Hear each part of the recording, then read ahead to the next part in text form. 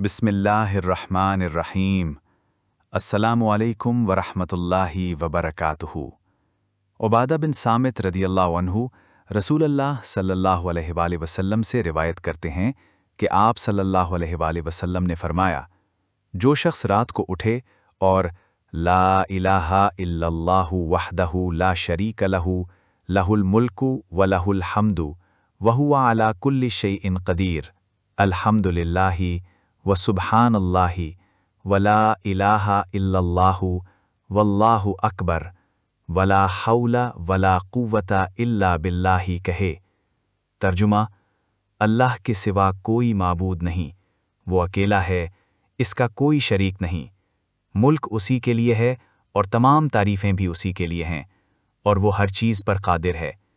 تمام تعریفیں اللہ ہی کے لیے ہیں، اللہ کی ذات پاک ہے، اللہ تعالیٰ کے سوا کوئی معبود نہیں، اور اللہ سب سے بڑا ہے۔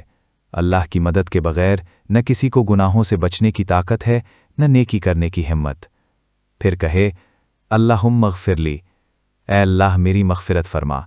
یہ دعا کرے تو اس کی دعا قبول کی جاتی ہے۔